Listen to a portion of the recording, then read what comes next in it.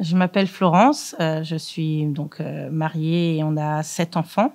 Je m'appelle Bruno, donc j'ai une exploitation agricole, je suis le mari de Florence et on a des bovins et des porcs. Nous ne sommes pas issus de familles catholiques pratiquants. La messe, tout ça, les rituels, on ne connaissait pas vraiment. Baptisé, communié, mais sans plus. J'ai eu une enfance vraiment difficile, donc le rapport avec Dieu était vraiment très, très à l'écart.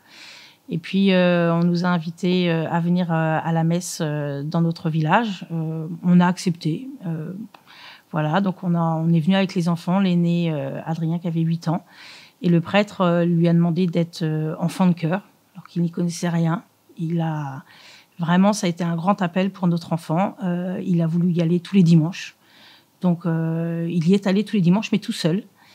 Et puis c'est vraiment quelque chose qu'il aimait beaucoup. Et puis, moi, il y a le deuxième qui est arrivé. Il était toujours avec moi sur la ferme. Et puis, à un moment, il fallait donner un peu se libérer du temps. Alors, j'ai dit, après tout, tu es toujours dans mes pattes. Je vais t'envoyer à la messe avec lui. C'était pour le punir. Comme punir, parce que c'était compliqué à gérer. Et il est revenu tout content. Il est revenu enfant de chœur. Ouais. Donc, au lieu de gagner... en fait, la paroisse venait de gagner deux enfants de chœur. Et c'était comme une contagion. Le troisième a fait pareil, a demandé lui aussi à y aller. Et donc, les enfants se sont mis à parler avec le prêtre, en fait. Il a vu trois enfants de chœur arriver comme ça. Et donc, en parlant avec le prêtre, ils ont découvert qu'on n'était pas mariés, que Dieu, pour nous, c'était un peu loin. Et je sais pas, ça a été un électrochoc. On s'est dit, bah oui, enfin, en tout cas, moi, c'était un électrochoc. Donc, du coup, on est retourné à la messe avec mes enfants, accompagné mes enfants, et on a préparé notre mariage catholique. Et on a un enfant qui est malade, et on nous a demandé de l'emmener à un pèlerinage. On a été touchés par ce pèlerinage, quoi. Il y a eu quelque chose qui s'est passé. On s'est dit, faut qu'on continue dans ce système-là pour nous aider dans toutes nos épreuves de la vie.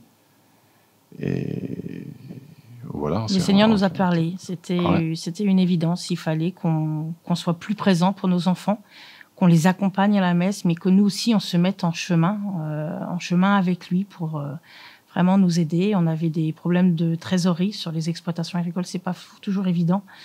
Et vraiment, on était vraiment désemparés. Et là, on s'est mis à prier. On l'a senti, Dieu intervenir dans notre vie de tous les jours. C'est contagieux, en fait. Toute notre famille a été convertie.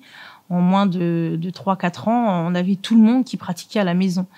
Et vraiment, il agit énormément dans notre vie. On a complètement changé. Les pèlerinages, c'est maintenant...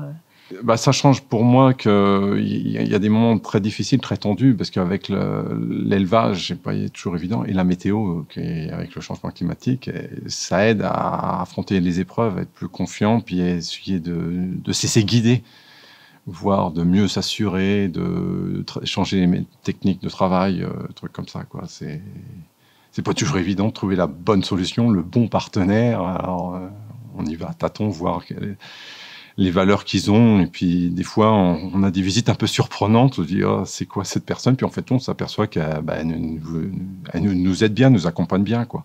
Et on sent que c'est Dieu qui agit. On essaye de repérer maintenant les signes que Dieu fait dans notre vie quotidienne, donc voilà, et de nous aider et de nous ouvrir.